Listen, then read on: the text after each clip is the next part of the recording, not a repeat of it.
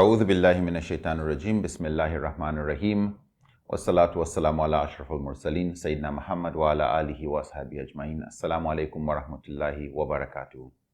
My name is Muhammad Nuruddin Lemu. I'm a director for the Da'wah Institute of Nigeria. And inshallah, in this series where we have been looking at the subject of self-improvement, purification of the heart, self-development, working on, inshallah, trying to be a better Muslim and a better human being, trying to be more useful to yourself and more useful to others, and hopefully survive our journey back to Allah with a sound heart, with a qalbun salim. We've been looking at various diseases of the heart or weaknesses of the human ego.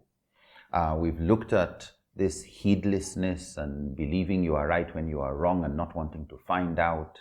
We've been looking at subjects to do with another weakness of the ego, of thinking you are better than others, on trying to showcase you are better, especially showcasing your brilliance. We've looked at defensiveness, where you usually get angry when you are wrong. And instead of apologizing or accepting truth, we tend to want to get defensive, especially when people also want to show us our weaknesses. And we behave like the crocodile in the metaphor we used before. The other weakness we have is being comparative.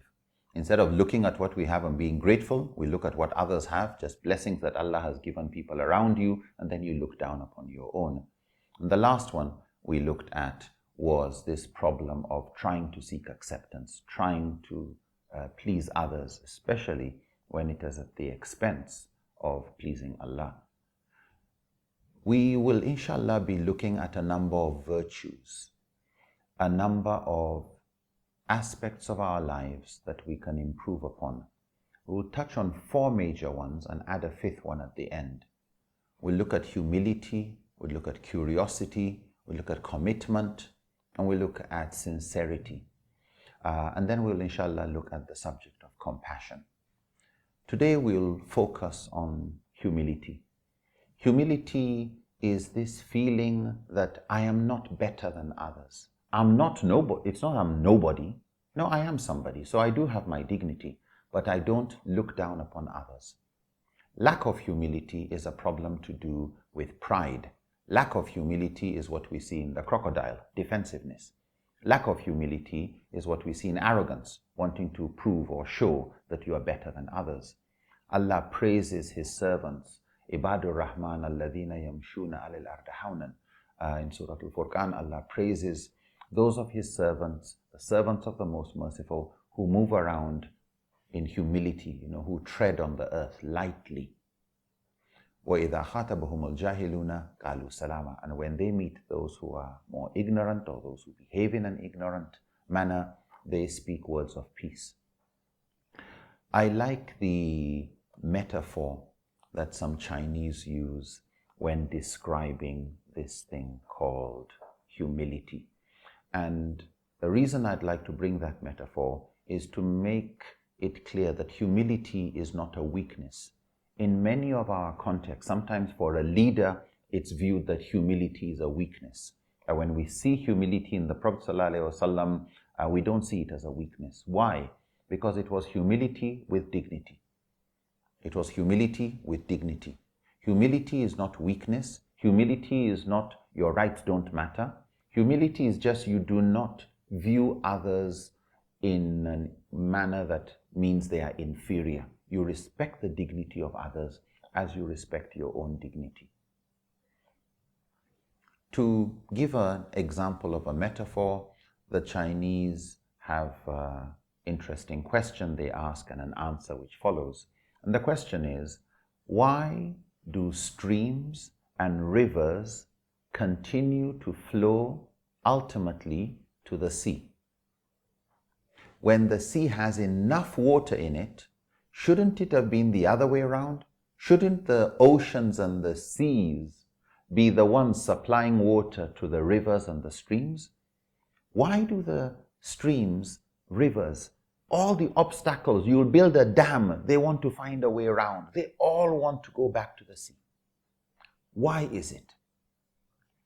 And they say it's because of humility that the ocean and the seas stay below the rivers. They are more humble. And so rivers continue to flow to the sea because the sea is ready to stay below the rivers. It's more humble. But that is what has made it the most powerful body of water, one of the biggest forces of nature, the biggest home to the greatest diversity of life has been the sea. We've only explored probably just about 5% of the sea. So when we look at the sea, we see humility, but we also see power. We see accommodation. We see life. And so I'd like us to remember that streams and rivers, just like people, like to flow in the area of humility. You are more approachable. Nobody comes and feels bad after spending time with you. They don't come after a while. They start hearing all the things you have and all the things they don't have, all the things you are and all the things they are not. The places they've been and the places you've not been. The people they know and the people who you don't know. And the things they know and the things you don't know.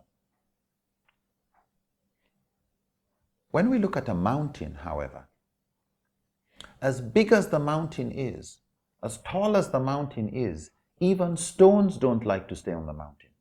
They're made of the same stuff, but even stones don't like to stay on the mountain. Throw a stone up the mountain. The first thing it does is start coming down. It has to be blocked by a stone to prevent it from coming down, or blocked by something else. Otherwise, rain touches the mountain, it wants to move off. Plants, seeds, everything wants to leave the mountain alone. Why? Because it's got that air of arrogance. I am great. I am strong. But guess what happens? All the sand you find around you, at one time in history, used to be a mountain.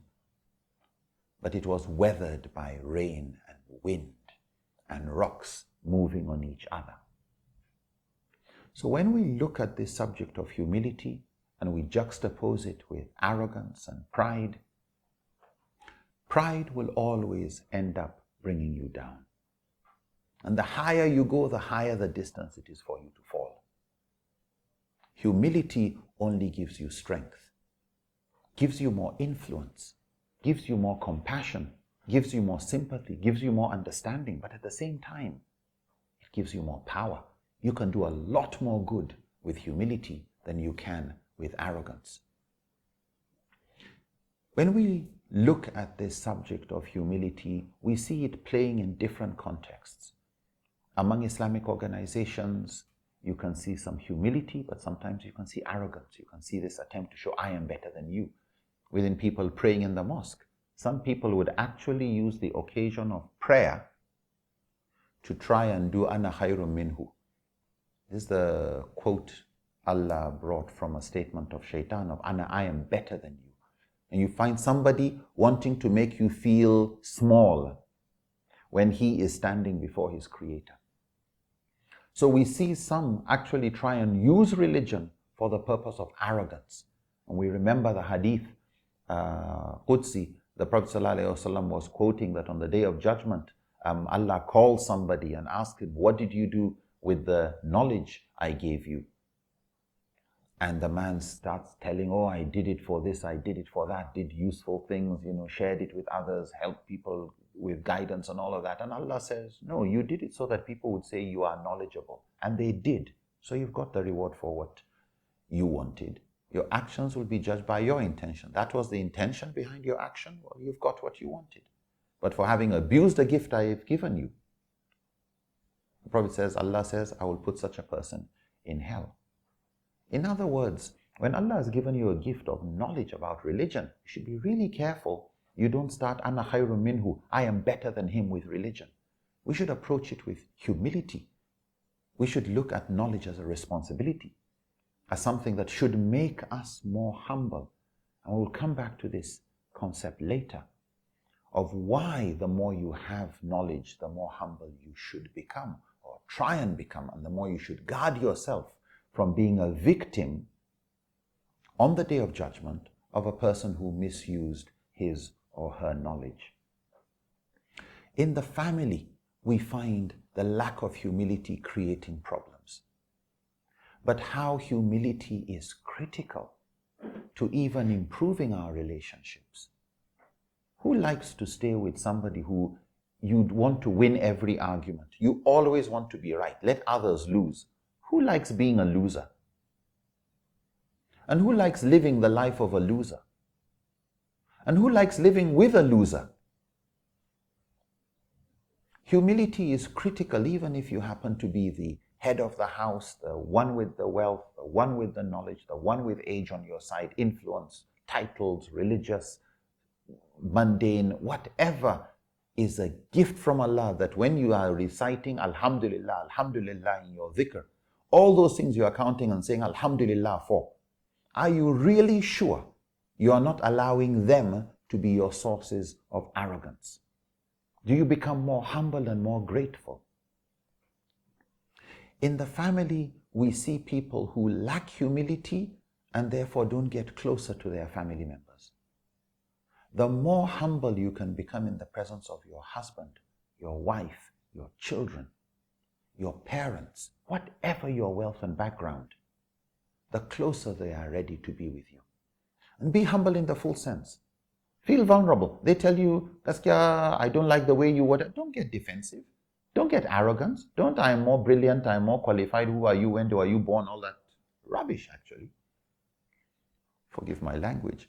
But if you want to improve your relationship, then accept vulnerability, that you could be wrong, that you make mistakes. Otherwise, you keep putting this mask on as if you are perfect when you are not, and everybody knows you are not perfect. But people start to find you obnoxious when you are not humble.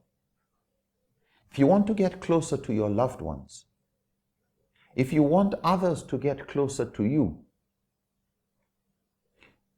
you need to be more like the ocean. You need to accept more of your mistakes and your weaknesses and to have time to laugh at yourself.